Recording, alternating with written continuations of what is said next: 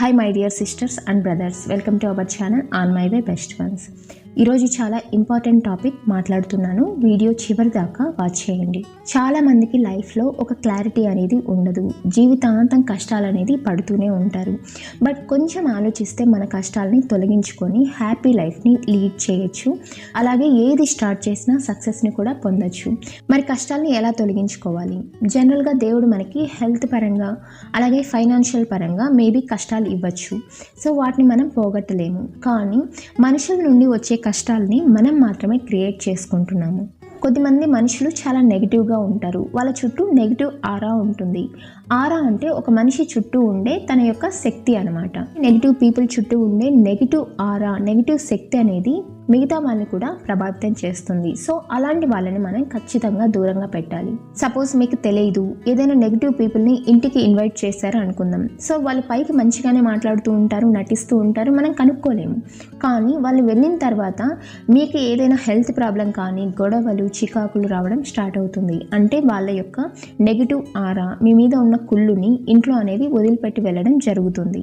So అప్పుడు మీకు అర్థమైపోతుంది వాళ్ళు ఎలాంటి వారో అని. ఇంకా నమ్మట్లేదా? ఒక ఎగ్జాంపుల్ చెప్తాను.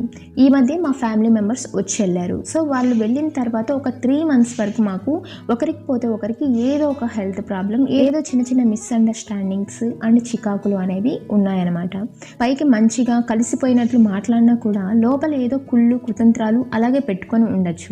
వెళ్ళేటప్పుడు వీళ్ళు బాగున్నారనో వీళ్ళ ఇల్లు బాగుందనో తెలియదు. వాళ్ళు వదిలేసిన ఆరా అనేది ఇప్పటికీ పోవట్లేదు. ఏదో ఒక నెగిటివ్ ఫీల్ మీ ఇంట్లో ఉన్నట్లు మీరు ఖచ్చితంగా ఫేస్ చేస్తారు.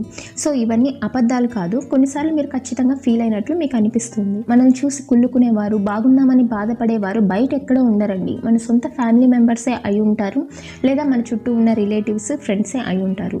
సో ఇలాంటి వారిని మీరు గుర్తించి దూరంగా పెట్టాలి. సో అందరినీ దూరంగా పెట్టమని నేను చెప్పట్లేదు, ఎందుకంటే మంచి వాళ్ళు కూడా ఉంటారు. అలాంటి వారిని మనం ఎప్పుడు మంచిగా మన దగ్గరే ఉంచుకోవాలి. ఎందుకంటే మంచి వ్యక్తులు మన చుట్టూ ఉంటే మనకి ఎప్పుడు మంచి జరుగుతుంది. అదెలా అంటారా? అది కూడా నేనే ఎగ్జాంపుల్. నేను ఎప్పుడు మంచిగానే ఉంటాను.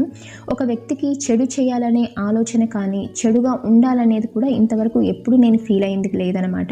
అందుకేమో నా చుట్టూ ఎవరైనా నన్ను సజెషన్ అడిగినా, ఏదైనా వాళ్ళకి బాగాలేదు అని చెప్పినా, ఏం కాదు మంచిగా అవుతుంది అని చెప్పినప్పుడంతా వాళ్ళకి నిజంగానే మంచిగా అయ్యేది. అప్పుడు అనిపించేది, ఓ అందుకే ఏమో చుట్టూ మంచి వాళ్ళు ఉంటే మనకి మంచి జరుగుతుంది అని చెప్తూ ఉంటారు అని. ఎప్పుడైతే మన థింకింగ్ మంచిగా ఉంటుందో మన చుట్టూ అందరూ మంచిగా ఉండాలనే కోరుకుంటాం. సో అలాంటి వాళ్ళని ఒక 100 రూపాయలు ఇచ్చైనా సరే మనం ఫ్రెండ్స్గా చేసుకోవాలి. మంచి వాళ్ళు అయితే మంచిగానే ఉంటాం, మేము మంచి బంధాన్ని ఫామ్ చేసుకుంటాం. మరి చెడ్డ వాళ్ళు ఇలా నెగిటివ్ పీపుల్ అయి ఉండి వాళ్ళ వల్ల మనకి కష్టాలు వస్తున్నాయంటే వాళ్ళని ఏం చేయాలి? అలాంటి వారిని రిలేటివ్స్ అయినా సరే, సొంత ఫ్యామిలీ మెంబర్స్ అయినా సరే, ఫ్రెండ్స్ అయినా సరే, నెగిటివ్ పీపుల్ వాళ్ళ వల్ల మీకు కష్టాలు వస్తున్నాయంటే వాళ్ళని మీరు ఖచ్చితంగా దూరంగా పెట్టాలి. నేను ఇక్కడ ఎలాంటి గొడవలు పడమని చెప్పట్లేదు, జస్ట్ దూరంగా పెట్టండి. ఇదంతా ఎందుకు చెప్తున్నా అంటే, ఏ దేవుడు చెప్పలేదు బంధాలను నిలుపుకోండి, కష్టమైనా సరే బంధాలని ఈదండి, వాళ్ళని మీదేసుకోండి అని ఏ దేవుడు చెప్పలేదు. ఒక బంధం మీతో ఉందంటే మీరు ముందు జన్మలో ఏదో బాకీ ఉన్నారని అర్థం. మేబీ ఆ బాకీ తీరిపోయాక మీకు ఆటోమేటిక్గా మీ మధ్య డిస్ట్రాక్షన్ రావడం జరుగుతుంది, దూరం అనేది పెరగడం జరుగుతుంది. అంటే మీకు మీ వాళ్ళకు మధ్య ఇక రుణం తీరిపోయిందని అర్థం. సో అలాంటి బాండింగ్స్ ఆటోమేటిక్గా దూరం అవుతూ ఉంటాయి. అది మీరు అర్థం చేసుకోవాలి. అలా కాదు, బంధాలను నిలుపుకోవాలి, బంధాలని గ్రేట్గా ఉంచుకోవాలి, ఎన్ని కష్టాలు వచ్చినా వాళ్ళు ఎంత అవమానించినా సరే నేను బంధాల్లో చాలా నిలుపుకున్నట్లు స్ట్రాంగ్ అవ్వాలి అని అనుకుంటూ ఉంటారు. దీనివల్ల దేవుడు ఎలాంటి మెడల్స్ ఇవ్వడు, మిమ్మల్ని గ్రేట్గా కూడా చూడడు. దేవుడు చెప్పింది, సో మంచి వాళ్ళకి మంచిగా ఉండు. సో వాళ్ళు రెస్పెక్ట్ ఇస్తే నువ్వు రెస్పెక్ట్ ఇవ్వు, వాళ్ళు నీ కష్టాల్లో తోడుగా ఉంటే నువ్వు ఉండు. అంతేకాని నిన్ను చూసి కుళ్ళుకునే వారిని, నీకు విలువ ఇవ్వని వారిని బాగా చూసుకోమని ఏ దేవుడు చెప్పలేదు. అలా అయితే కురుక్షేత్రంలో శ్రీకృష్ణుడు యుద్ధం వద్దనే చెప్పేవాడు. కేవలం కౌరవుల దగ్గరికి వెళ్ళి కనీసం ఒక ఊరినైనా ఇవ్వు, మొత్తం రాజ్యం వద్దు అని చెప్పినా కూడా వాళ్ళు వినలేదంటే సో యుద్ధం కంపల్సరీ, అదే ధర్మం అని చెప్పాడు. అంతేకాని ఒక ఊరే కదా, ఒక ఊరి కోసం అన్నతమ్ములతో గొడవ ఎందుకు, ఇలా బంధాలను నిలుపుకోవాలి కానీ వాళ్ళతో యుద్ధం చేయకూడదు, ఇలాంటివేమీ దేవుడు చెప్పలేదు.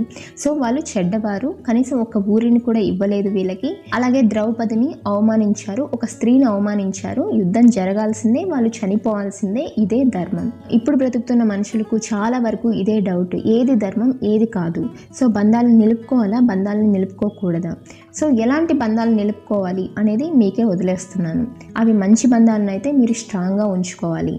వదిలేస్తే అప్పుడు మీది తప్పు అవుతుంది. అదే నెగిటివ్ బంధాలు, ఇలా మిమ్మల్ని చూసి కుళ్ళుకునేవారు, మీ మీద ఎలాంటి అఫెక్షన్ అభిమానం లేదు అంటే వాటిని మీరు తెంచుకోవాలి. తెంచుకోకపోతే మీరే కష్టాల్లో పడతారు. సో మీరు స్ట్రాంగ్ పర్సన్ అవ్వాలి. సో ఎప్పుడైనా సరే ఫస్ట్ నువ్వు, తర్వాతే రిలేటివ్స్. నీ యొక్క ఆత్మ గౌరవాన్ని నువ్వు కాపాడుకోలేనప్పుడు సో మిగతావన్నీ నీకు వేస్టే అనిపిస్తుంది. సీఎం పిఎం అయినా సరే నీకు రెస్పెక్ట్ ఇవ్వలేదంటే నీ ఆత్మ ముందు వాళ్ళంతా తక్కువే. సో నువ్వు తిరిగి వాళ్ళకి రెస్పెక్ట్ ఇవ్వాల్సిన అవసరం లేదు. ఈవెన్ ఎదుటి వ్యక్తి మంచివాడైనా సరే లేదా మీ పుట్టిల్లైనా సరే నిన్ను అవమానించారు, నీకు రెస్పెక్ట్ ఇవ్వలేదంటే నువ్వు అక్కడికి వెళ్ళాల్సిన అవసరం లేనే లేదు. ఇదే ధర్మం. చాలా మంది పక్కన వాళ్ళని చూసి కుళ్ళుకుంటూనే ఉంటారు. ఇలా కుళ్ళుకోవడం వల్ల మీకు ఎలాంటి యూజ్ ఉండదు. పక్కన వాళ్ళకి మంచి జరగాలని కోరుకుంటే నీకు మంచి డబల్ జరుగుతుంది. అదే పక్కన వాళ్ళకి చెడు జరగాలని కోరుకుంటే ఆ చెడు అంతా నీకే జరుగుతుంది, వాళ్ళకి ఏమీ జరగదు. ఇలా ఎప్పుడు పక్కన వాళ్ళని చూసి కుళ్ళుకునేవారు జీవితంలో ఎప్పటికీ బాగుపడరు. ఇదే నిజం. సో ఈ వీడియో నుండి చాలా మందికి ఉన్న కన్ఫ్యూజన్ పోతుందని అనుకుంటున్నాను. సో బంధాల్లో ఏది కరెక్ట్, ఏది అబద్ధం, సో ఏ బంధాన్ని నిలుపుకోవాలి, ఏ బంధాన్ని వదిలేయాలి, ఏది మంచి, ఏది చెడు, మనకి కష్టాలు రాకుండా ఏం చేయాలి అనేది మీకు ఒక క్లారిటీ వస్తుంది అని అనుకుంటున్నాను. సో ఎవరేమనుకున్నా సరే మనం ధర్మ మార్గంలోనే వెళ్ళాలి. సో నెగిటివ్ పీపుల్ అయితే వాళ్ళని మనం అరికట్టాలి, ఇంటి దాకా రానివ్వకూడదు. నువ్వు మంచిగా ఉన్నంతకాలం నెగిటివ్ పీపుల్ నీతో ఆడుకుంటూనే ఉంటారు. నువ్వు స్ట్రాంగ్ అవ్వాలి, ధైర్యంగా ఉండాలి. నెగిటివ్ పీపుల్ని నో అని చెప్పాలి, ఇంటి దాకా రానివ్వకూడదు. ఎప్పుడైతే ఇంటి దాకా రాణిస్తావో వాళ్ళ యొక్క నెగిటివ్ ఆరా అనేది నీ ఇంటికి ఫామ్ అయిపోయి నువ్వు కష్టాల్లో పడడం జరుగుతుంది.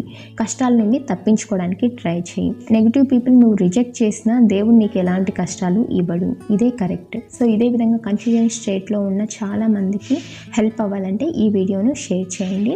ఈ వీడియోను లైక్ చేయడం మాత్రం మర్చిపోకండి, ఎందుకంటే మీరు లైక్ చేస్తే చాలామందికి ఈ వీడియో అనేది రీచ్ అవుతుంది.